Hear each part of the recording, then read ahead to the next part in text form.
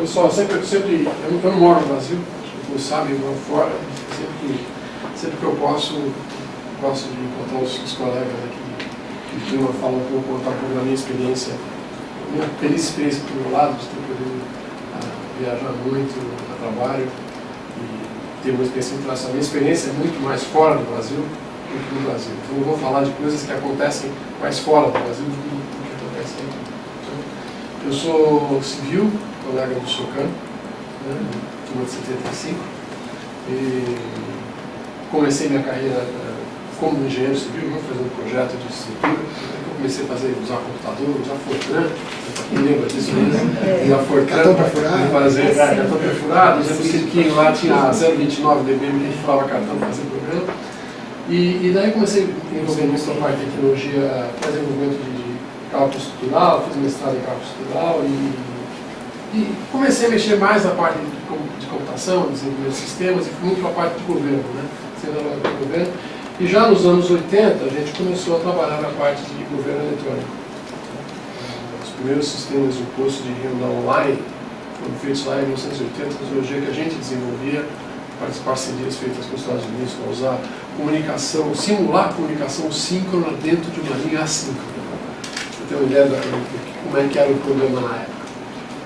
Mas enfim, e eu me envolvi nessa parte do eletrônico, fizemos vários estudos, vários trabalhos. Eu também me envolvi muito com o pessoal da academia dos Estados Unidos. Eu sou um fellow do Centro de Tecnologia para o Governo da Universidade de Nova York. Fizemos alguns estudos lá. E eu fui nessa área de governo eletrônico até aqui em 2010. Né? Não, antes foi 2009, a gente começou, eu estava trabalhando na Microsoft, na época, nos Estados Unidos, então começou a levantar essa temática de cidades inteligentes e uso de tecnologia para desenvolver temáticas nessa linha.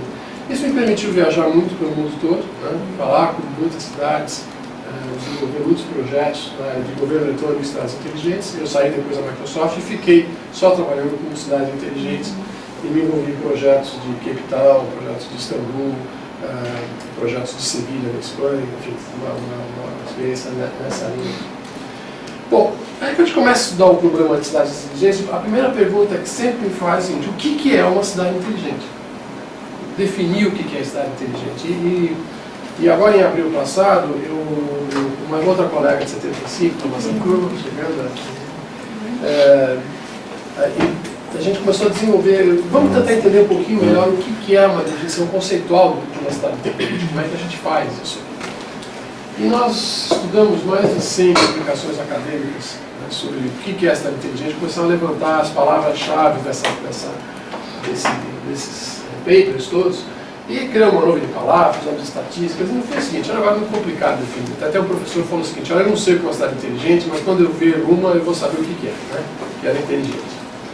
Mas a gente tentou resumir algumas coisas que são importantes sobre cidade inteligente. Primeiro, é um conceito complexo e heterogêneo. Tem muitas coisas para ver. Não é só criar algum artefato ou instalar alguma coisa lá. Isso não faz uma cidade inteligente. É importante saber que a gente precisa utilizar a inovação no espaço urbano, né, para a gente poder ir nessa linha de cidade inteligente. E principalmente aqui nessa linha, que tem um ponto que eu gosto de falar, é que não é uma meta. Cidade inteligente não é um processo, a gente vai estar sempre avançando e evoluindo. Né? Nós não vamos ter um fim de cidade inteligente, você vai ter alguma coisa nova para ser feita, alguma tecnologia diferente, alguma necessidade diferente, então isso é um processo. Né? Mas eu acho que o ponto fundamental dessa história, para quem já foi gestor público como eu fui, é que cidade inteligente é uma nova forma de governar, uma nova forma de pensar a cidade, pensar a relação governo-cidadão, né, utilizando tecnologia, um TIC, para poder promover esse processo transformativo entre governo e cidadão. Então, dentro disso, alguns objetivos que são importantes a gente identificar. Primeiro, aumentar a capacidade e eficiência da administração pública, né, na provisão de serviços públicos, do seu serviço. É o que inicialmente se chamava de governo eletrônico. Então, o governo eletrônico, na verdade, hoje é só uma parte do que é uma cidade inteligente. Né? Segundo objetivo que é importante, é citar que o que a gente quer, na verdade, é melhorar a qualidade de vida de quem mora na cidade, melhorar a qualidade de vida do cidadão, fazer aquele lugar mais agradável, com mais segurança, né? Onde a pessoa tenha prazer de ir. Né?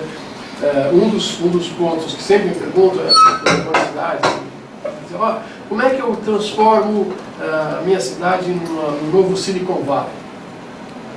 Bom, fácil. Cria as universidades, tem um clima agradável, né? Põe uma infraestrutura, né? Tem a segurança, e você vai começar a criar as condições para criar um novo Silicon Valley. Quer dizer, não é só uma coisa, é um processo, uma série de coisas em torno disso. Segundo, promover também a participação do cidadão no governo, trazer o cidadão para dentro do governo. Não simplesmente agir em nome do cidadão, mas fazer com que ele seja um partícipe do processo. Né? E também desenvolver a atratividade da cidade do ponto de vista de econômico e sustentabilidade. E todos esses aspectos fazem parte, não são os únicos, mas fundamentalmente são aqueles principais eixos que vão guiar o processo de cidade inteligente. Estou falando um pouquinho da história, né? Quando a gente pensa na área do governo eletrônico, que hoje é só uma parte da cidade inteligente, existe todo um processo de modelos de maturação de governos eletrônicos, né? Que a gente definiu aí já há algum tempo, envolve 1.0, envolve 2.0, envolve 3.0. Então, qual é a conceituação do IGOV 1.0? E por que eu estou falando isso? Nós vamos aplicar o mesmo modelo para entender cidade inteligente. Então, o governo 1.0, o que é? É um governo, a gente quer um governo que funcione bem, que tenha inovação nos seus processos gerenciais e administrativos, ou seja, aplicar TI para que os processos fluam. Né? Normalmente, esses processos, inicialmente, são os processos internos de governo. Isso vai fazer com que aquele papel que circula dentro da repartição pública deixe de existir ou que funcione mais rápido, que eu tenha controle. Né? Eu me lembro muito bem, em 2000, eu era gestor público na época, eu estava na Secretaria de Educação, e uma das coisas que eu fiz foi instalar o protocolo online dos processos da Secretaria. Porque acontecia muitas vezes que o cidadão levava o processo, aquele calhamaço de papel, entrava lá no protocolo, carimbava, e aquilo se perdia nas gavetas e mesas da repartição e ninguém mais achava aquele processo depois, né? Porque o caderninho procurando onde é que foi, o último que pegou, que horas entrou, que horas saiu. E implantou um processo de protocolo eletrônico. No princípio era muito simples, era uma etiqueta de código de barra, um scannerzinho. Só que registrava perfeitamente onde o processo estava na mesa de quem parou. Então, no começo o pessoal achou bárbaro, né? Falaram, vai funcionar isso aqui, mas daí no segundo momento o pessoal falou, opa, esse negócio é perigoso. Né? Toda uma reação dos funcionários da cadeia, porque, bom, agora vai saber que o processo vai sempre passando para baixo, até que tem algum jeito de fazer ele subir para cima. Né? Isso a gente acabou eliminando. Então, esse era o processo do governo eletrônico. Ele funciona bem, inovação do processo, e o que a gente usa para isso? Sistemas de TI, né? Aplicações de TI para fazer isso. Começou com mainframe, evoluiu hoje para aplicação web, mas começava ali, né? Veio para o governo 2.0, como eu falar, isso já mais recentemente, né? Governo aberto e transparente, de colocar a informação disponível para o governo de forma pública e aberta. Né? Então, criou-se um mecanismo que qualquer um pode saber. O orçamento, hoje é lei no Brasil, né? E em vários lugares do mundo. Existe uma iniciativa da ONU de transparência e democracia, em que se classifica isso, existem vários ranks para isso. E que se usa aplicações da web e aplicações de celular ou não celular. E a evolução disso já é um pouco mais difícil que a atual, que nós estamos, que é o governo 3.0, que é o governo inteligente. O governo inteligente, a forma de governar. Em que decisões de governo são não mais baseadas, né, em vontade política, mas são baseadas em evidências, a partir de coletas de dados e informação. E vem os modelos de Big Data, modelos de analítica, outras coisas. Né? E com isso gerar inovação nas políticas públicas, e o recurso que a gente tem é exatamente o dado que existe. Como o Emmanuel falou, o dado tem que ser analisado, captado, processado, né, gerido, para a gente poder gerar o que é necessário. Bom, o que vai fazer então agora? O que a gente, como acadêmico, né, fez? Bom, pegamos esse modelo que a gente já aprendeu, sabe como é que está bem definido, e vamos aplicar o mesmo modelo para definir Smart Cities. Né? Então a gente começa primeiro, bom, como é que é o Smart City 1.0? O Smart City 1.0 é uma cidade que tem que trabalhar bem. Né?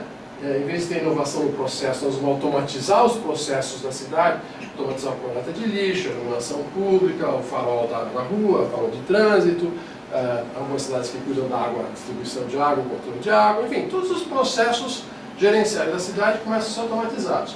E o que a gente usa como recurso? Aqui a gente usa um sistema de IoT.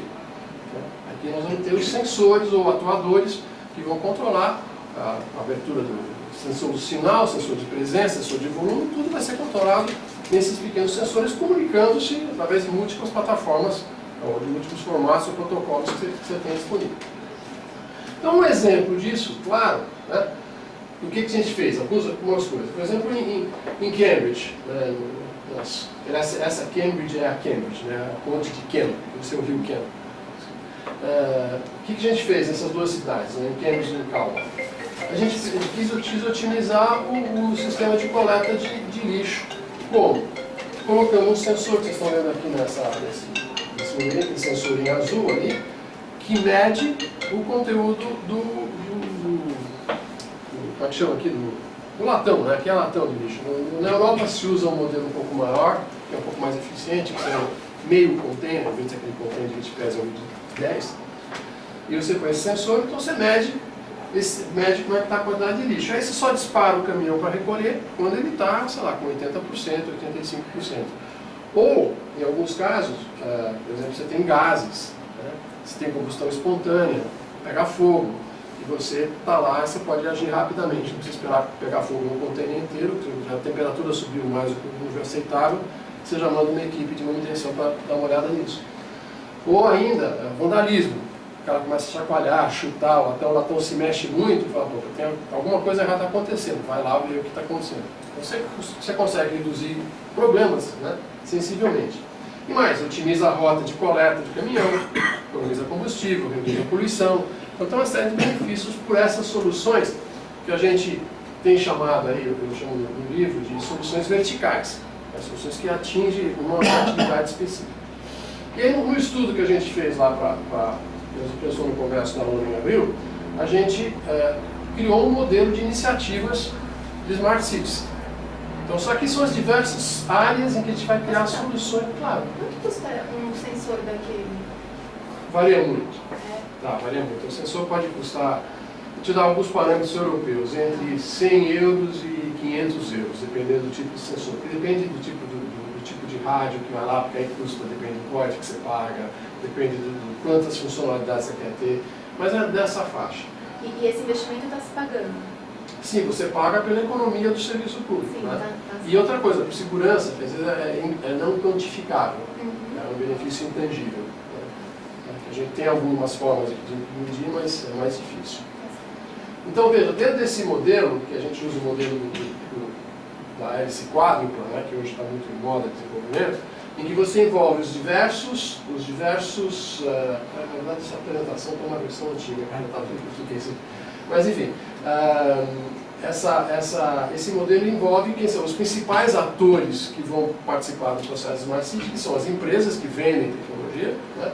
São os cidadãos que se beneficiam dos serviços prestados, as cidades como um todo e as universidades que são o elo promotor do desenvolvimento e da expressão do conhecimento. E as diversas áreas que a gente classificou nesse modelo, nessa rosa de 11 pétalas, se não me engano, né?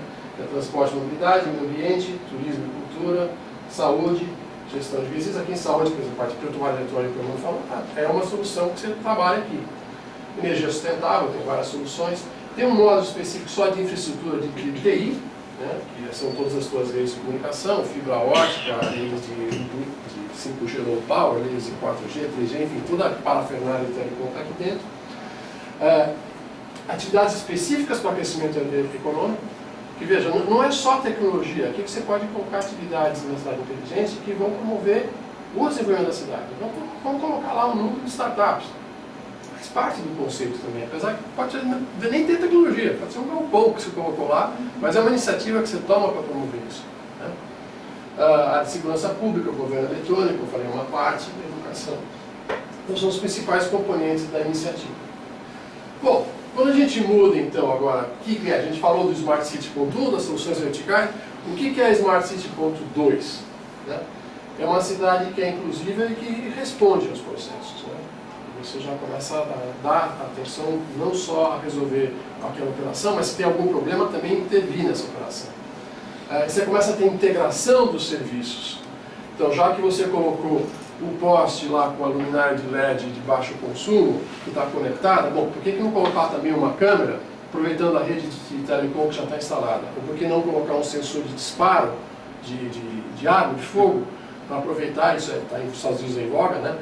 Na Europa, se fala disso, ninguém dá risada, né? O pessoal não quer saber. Um sensor de qualidade de ar, que a Europa quer, os Estados Unidos não quer. Enfim, você começa a ter uma série de outros sistemas que você começa a integrar dentro de uma mesma plataforma tecnológica, né? E essa integração e os recursos que você precisa. O IoT já está instalado lá, você começa agora a criar soluções de cruzar informação uma com a outra. Um exemplo claro disso é algo que foi feito em Campinas, né? Campinas fez um sistema de segurança pública muito interessante. Eles pegaram através de câmeras de alta resolução, eles começam a identificar as placas de automóveis que circulam pela cidade. E aí, com sistemas de BO, né, de boletim de ocorrência policial, eles começam a identificar, bom, onde é que é o meu mapa de calor de ocorrências? Então, tem isso aqui, tem isso aqui, tem isso aqui. Bom, vamos cruzar esse mapa de calor com as chapas dos veículos que passaram nesses lugares. E através de um banco de dados, né, de algum porte, né, eles começaram a perceber que existiam algumas placas que estavam sempre naqueles pontos de assalto. E chegava um ladrão. Campinas já está usando isso. É um cruzamento de funções de inteligência artificial com sistemas de analítica, de banco de dados, de Big Data, para poder gerar esse tipo de informação. Esse é um exemplo clássico aqui do Brasil, já conhecido.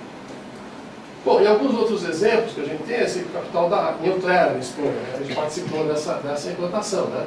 Onde você tem uma plataforma integrada, né, de vigilância da cidade, integrada com Big Data, e você tem vários sistemas já sendo integrados. Transporte público, segurança com limpeza de manutenção urbana, você pode fazer a manutenção preventiva, você já sabe que uma lâmpada já está mais de 50 mil horas de funcionamento, está para queimar, você já vai lá, toca antes que queime, né? Ou se uma lâmpada queima antes da hora, a própria companhia fica sabendo antes que o cidadão tome o telefone para ligar, para avisar. Você começa a reagir automaticamente aos processos, né? Estacionamento, saúde, então você começa a integrar tudo isso dentro da mesma plataforma.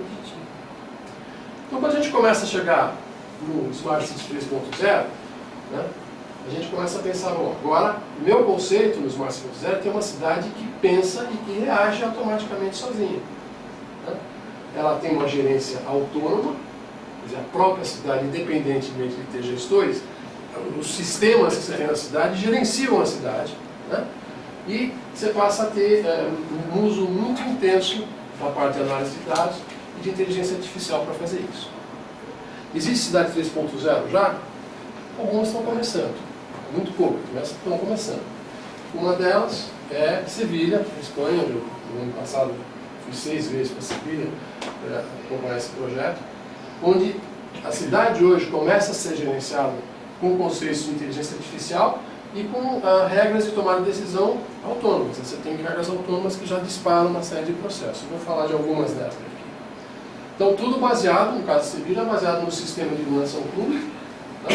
Onde você tem lá um dispositivo no topo da luminária, lá, que tem as funções do IoT, tem radiofrequência, tem uma série de coisas, e que integra toda a plataforma, inclusive com câmera. Então, uma das coisas que você tem, por exemplo, é você acompanhar com essas câmeras que estão instaladas em pontos estratégicos o movimento das pessoas na rua. Você acharia normal, por exemplo, ter uma correria de pessoas às 3 horas da manhã numa rua? A câmera também vai achar que não é normal e vai disparar um comando automaticamente da polícia sem ter ninguém olhando. Você não precisa ter um policial lá grudado na câmera a noite inteira que vai dormir desde a madrugada para fazer isso. Tem um sistema inteligente que reconhece o problema através de regras e emite ações de maneira automática. Ou seja, a estrutura da cidade está pensando e tomando decisões. Ou um carro está andando pela rua na contramão. Ele vai identificar. O que pode ser feito? Fecha os faróis, avisa a polícia e vai barrar aquele cidadão antes que aconteça alguma coisa. Há uns 5 anos atrás, quando eu participei do projeto Cidade Inteligente de Istambul, esse é um problema complicado. Tinha mais ou menos 3.500 câmeras de vídeo instaladas na cidade. E tinha um centro de controle e operação. Belíssimo o centro, é um super teatro aquele negócio, né? Um monte de mesinha, um monte de computador, tela, e um video wall maravilhoso, com 50 telões. Só que eles tinham 3.500 câmeras para vigiar. Como é que fisicamente é possível, humanamente é possível você vigiar 3.500 câmeras com 50 telões? Não dá, você pode estar trocando uma de minuto em minuto e você não vê nada. Então, uma das soluções aplicadas para Istambul é justamente essa. É colocar a inteligência nas câmeras para identificar o que se chama de near miss, ou quase acidente, ou quase problema. Em Redmond, em Belleville, que é uma cidade perto de Redmond, de Seattle, estão sendo desenvolvidos, tem um projeto de inteligência artificial sendo desenvolvido com câmeras para analisar as condições de quase acidentes. Então eles conseguem identificar ônibus, bicicletas, passageiros, transeuntes, pedestres, e ver em que condições aquilo que eventualmente pode estar causando acidente. E em funções disso, você criar novos designs urbanos, nova rede urbana de movimentação, para você reduzir a chance daquelas ocorrências. Tudo isso com uma base de dados gigantescas, com câmeras gerando kilobytes de informações ou megabytes de informações constantemente. Esse projeto tem sido muito destaque aí no mundo, né? Falando dele.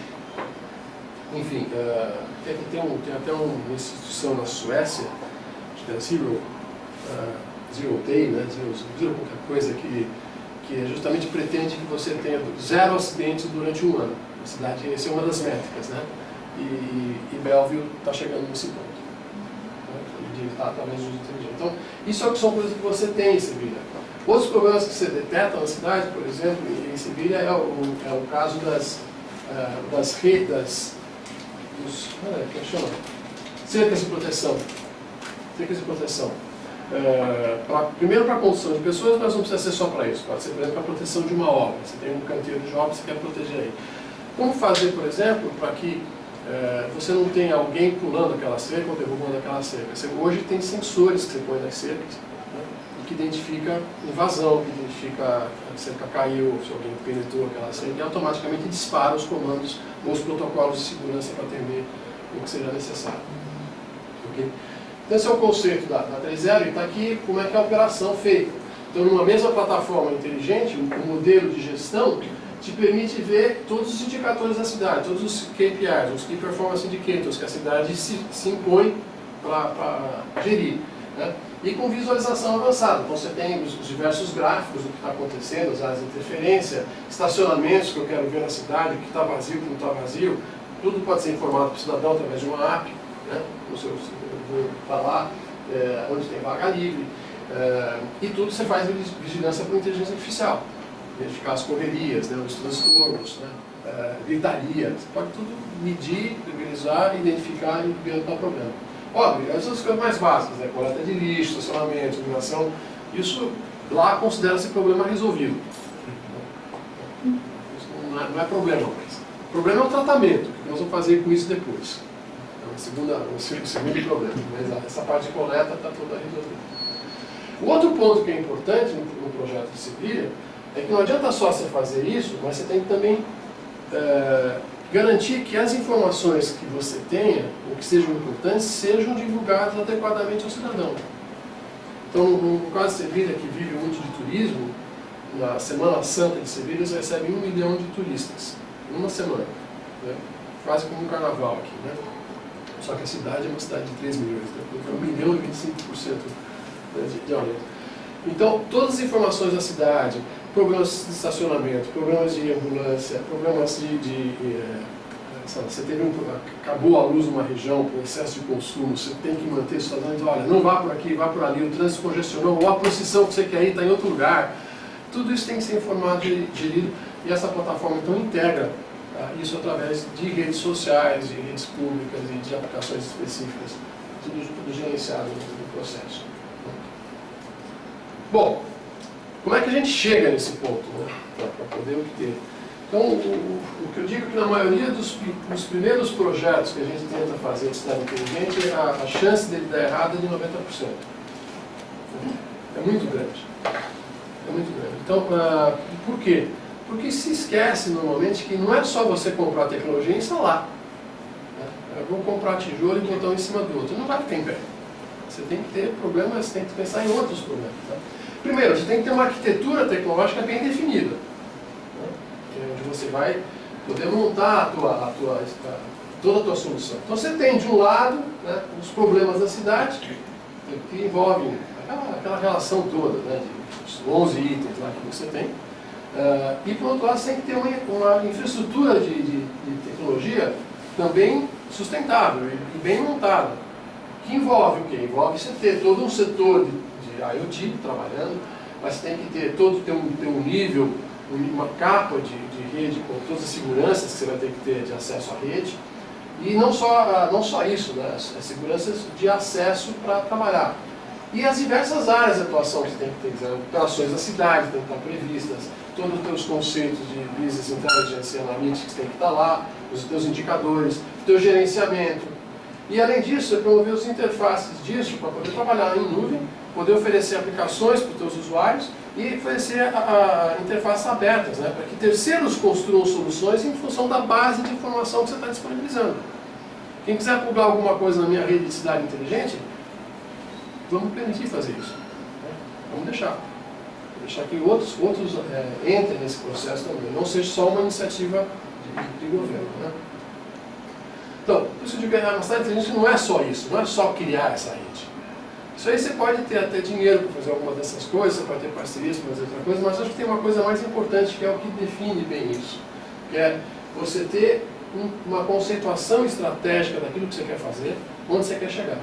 Então você começa primeiro com o teu conceito de visão. E, além da visão, a vontade política de fazer alguma coisa. Você falou do Covas, né, que estava aí. Né? Tem gente que quer fazer as coisas, mas não consegue, porque tem um monte de empecilhos no meio do caminho. Então você precisa criar teu plano estratégico, tá? E criar suas táticas de como fazer isso. Basicamente essas táticas se vão dividir em duas grandes áreas, que é toda a parte de políticas públicas para remover os como é que chama? Entraves. Os entraves. Aí essa família do Mário Quintana, né? A questão da vida falando, né? Eles passarão, eu passarei. Você tem que ter isso previsto. Né? O grande problema que a gente vê muitas vezes é isso aqui, que você num governo você tem uma visão, vai para o governo seguinte e para outra, tudo que você tem que fazer para baixo é perdido. Então o problema de continuidade de governo, que seria mais um eixo para cá, é um problema a ser resolvido, mas está muito além da cidade inteligente. Então aqui que você tem essas duas áreas, são muito importantes. A área de ter as políticas públicas adequadas e ter os teus modelos de governança, né, adequados. Não adianta nada você ter o modelo chinês, né, que o chefe manda e todo mundo obedece, né, até no Oriente Médio também é meio assim, né, o sheik manda, os outros obedecem, mas tem que ter o envolvimento cidadão, a participação, senão as coisas não vão funcionar. Depois você passa num segundo nível mais baixo, é da tua gestão de recursos. E quando eu falo recursos, não é só recursos humanos. Né? É também recursos humanos e não é só recurso tecnológico. É também, mas é também financeiro. Então você tem que saber como você vai prover esses três elementos. Não adianta só você ter esses dois. Eu tenho dinheiro e tenho tecnologia. Falta o quê? Falta gente. A pessoa não está capacitado, não está preparado, não tem qualificação. O grande exemplo que eu dou sempre daqui é o exemplo de Singapura. Singapura é uma ilha-estado, né, tem 4 milhões de habitantes, e tem um problema de transporte público muito complexo. Porque se todo mundo fosse ter automóvel em Singapura, só tinha automóvel em Singapura, não tinha nada. Então, esse automóvel para o mar. Então, se tiverem que construir um sistema público, transporte público muito grande, muito pesado, eficiente, e grande parte desse sistema tem que ser subterrâneo, não tem espaço para a superfície. E aí eles vão fazer metrôs e trens subterrâneos. Ótimo. Aí alguém fala, bom, mas quem entende de trem aqui em Singapura? Ninguém entende de trem, né? Mas quem vai dar manutenção para o trem? Quem vai operar os trens? Né? Quem vai alimentar essa rede toda? Conclusão, o governo de Singapura, que é um governo que pensa na frente, ele resolveu criar uma escola de transportes públicos para formar técnicos de nível médio, né, que iam estar prontos quando o metrô estivesse pronto. Então, o programa de treinamento de 3 anos, começaram a capacitar o pessoal e hoje eles têm um sistema que cobre a ilha inteira, subterrâneo, e com gente que opera de maneira eficiente, bem treinada, bem capacitada. Então, esses são os pontos importantes. Né? E os modelos financeiros, né, o Armando falou das várias alternativas de negócio que você tem, né, para poder monetizar e pagar as contas, porque sem isso você não faz nada. Né? E depois, quando você constrói a tua cidade inteligente, você tem componentes importantes. Você tem os componentes de infraestrutura, que tem que estar lá, tem que ter os sistemas de informação que vigiaria a cidade, e você tem que ter uma organização na cidade que saiba fazer isso, que obviamente é montada pelas pessoas que você está operada pelas pessoas que estão aqui. Se você faltar esses componentes no teu plano, com certeza o plano vai ser capenga. E o resultado vai ser um palhaço manco, né? Não vai dar direito. E finalmente com isso você vai conseguir atender os cidadãos. Bom, tendências de Smart City, 10 grandes tendências aí que a gente observa no mundo. Primeiro, que já não é mais para cidade grande. Cidades pequenas já estão partindo para isso, pela baixa do custo, que já começa a ficar atrativo e importante. Você deu o exemplo aí no Brasil de Monteiro Lobato, Uberlândia, não é cidade média para grande já, mas já cidades de porte menor estão começando. Outro é o modelo europeu, já que você falou que é bem europeu, os Estados Unidos já estão falando bastante disso também, né? De você fazer a abordagem para atender ao cidadão. Aí veio aquele modelo, bom, tem ROI ou não tem ROI? Tem retorno no investimento ou não tem retorno no investimento? O modelo europeu não prevê retorno no investimento, prevê retorno ao cidadão. Né? E mesmo porque em governo, uma vez eu fiz uma palestra aos estudantes de MBA de Wharton, tudo cara de negócio, né? Tudo business, nos Estados Unidos. E aí me levaram lá como um cara de setor público, para falar de setor público. A primeira coisa que eu perguntei para o pessoal dos estudantes do MBA é assim, o que é o ROI? Todo mundo levantou a mão, não precisa levantar a mão para mim. Todo mundo sabia o que era ROI. O que é ROI? Return on Investment. Eu falei, não. Setor público, ROI não quer dizer isso. Setor público, ROI quer dizer Return on Image. Que é muito mais importante para o prefeito garantir a sua reeleição do que ter o retorno do investimento feito. Outra é a RLV também, Return on Votes, né? É outra métrica importante. Por isso que se constrói mais pontes do que túneis, né? Ponte todo mundo vê, né? O túnel só os que passam por dentro. Enfim. Outra, você tem processos mais intuitivos. Na área de tecnologia, por exemplo, redes que são mais simples de operar, redes usa Purpose, 5G é um exemplo disso, né? Mudar o conceito de investimento em infraestrutura com CAPEX, quer dizer, em vez da cidade, do governo investir pesadamente, ele passa a ser um usuário de um serviço e paga pelo serviço. Esse é o modelo que está sendo expandido no mundo inteiro. A interoperabilidade completa, quer dizer, a ideia do always on, né? Você pegou, tem um dispositivo liga e ele está funcionando na rede. Está conversando com quem tem que conversar. Nada de ficar configurando, fazendo aplicações pensadas. Tem que ser cada vez mais como é telefone hoje. Você pega com um chip, liga e fala em qualquer lugar. E essa é a tendência, né? Você trazer cada vez mais o cidadão para dentro do processo. Você ter controles descentralizados, e aqui nós vamos hoje, o caso da nuvem é o primeiro modelo, você tirar o controle de eu ter um data center da cidade que vai gerenciar as coisas da cidade para colocar o data center na nuvem. Mas mais do que isso, é você colocar a capacidade de processamento, não no data center, mas colocar a capacidade de processamento na periferia dos teus dispositivos. Os teus dispositivos têm que ser mais inteligentes, eles têm que processar e têm que dar a resposta na medida que seja necessário. O exemplo de estacionamento com câmeras é um caso interessante, porque você pode ter uma câmera que está lá vigiando uma área de estacionamento, mas o que te interessa é saber se aquela vaga, sim ou não, está disponível. É um bit. Então você processa a informação lá, mas você só manda para a central um bit de informação. O processamento está na nuvem, está na periferia. O pessoal hoje lá assiste, chama de edge computing, né? O fog computing, né? Aquilo que está em torno, na nuvem, mas está em torno. Computação de borda. Computação de borda, edge computing, né? Computação de borda ou fog computing. Mais transparência, quer dizer, os serviços públicos são mais transparência.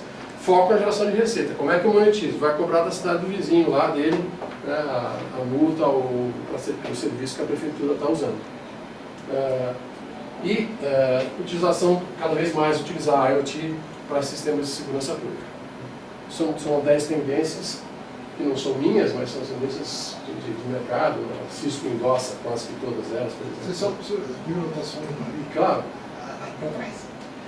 Passar do CAPEX para o OPEX, a gente tem aqui uma situação do Brasil, né, que é a questão da falta de segurança. Porque o governo chega, bem, faz a operação e depois não paga. Claro. Tem muita coisa assim. Por isso que não sai o negócio, né? O do Rio foi isso que aconteceu. O governo parou de pagar, falou, cara, tá bom, vou parar a operação aqui das câmaras. Exatamente. E tem vários casos. Você vê a notícia de que a prefeitura não pagou a conta de água, né? Isso acontece. E ó, não é muito. Eu tive uma cidade brasileira faz muito pouco tempo, não vou dizer qual que é. Eu estava fazendo um projeto lá, uma das poucas que eu fiz, e o prédio da agência que eu estava não tinha água no banheiro, porque eles não tinham pago a conta de água. E o pessoal tinha que levar água de casa para ele. Nesse nível, né? Enfim. Bom, as principais motivações e principais iniciativas estão nessas três áreas. Tem muita coisa, mas o que realmente está drivando, está levando isso adiante, é a área de segurança, né, com iluminação, inteligência e vigilância, a área de mobilidade, que é um impacto direto na qualidade de vida, né, na eficiência da cidade de se mexer, né, de se operar, a energia e ambiente, com a parte de redução de custos, né, e isso aqui é mais para a Europa mesmo, que é o atendimento dos SDGs da ONU, né, os Sustainable Development Goals da ONU, né? São as três áreas principais. Bom, isso é um pouco o resumo do que eu escrevi aí no livro que a gente acabou de publicar, que é o Smart City 3.0. Mas eu digo sempre o seguinte, né, que para você conseguir uma cidade inteligente, tem que começar com o cidadão inteligente. Esse é o ciclo virtuoso. O cidadão inteligente vai ser capaz de eleger um prefeito inteligente, que vai ter um governo inteligente, para poder finalmente você ter uma cidade inteligente. Né? Se você conseguir melhorar esse círculo virtuoso, todo mundo vai ser contente e feliz. Enfim, e o livro é esse aí, já está disponível na internet, ele está em inglês, nós estamos tentando ver se traduzir ele para ter disponível aqui no Brasil. E a gente fala de tendências tecnológicas, fala de uma coisa importante que são métricas e KPIs, né? Inclusive aqui eu estava conversando com o Abico exatamente nessa linha, né? De ver como é que a gente podia contribuir aí nesse processo, entender por que os projetos de governo em geral falham. Normalmente fala, cidade inteligente é um projeto de governo muitas vezes. Falamos de vários casos, taxonomia, enfim, tem várias coisas interessantes. E é um livro mais do que ser um livro teórico sobre o Smart City, é um livro que dá muitas dicas do que aconteceu, muitos casos de estudo, né? Isso é interessante para estudantes e para gestores públicos. É isso aí. Obrigado. Okay.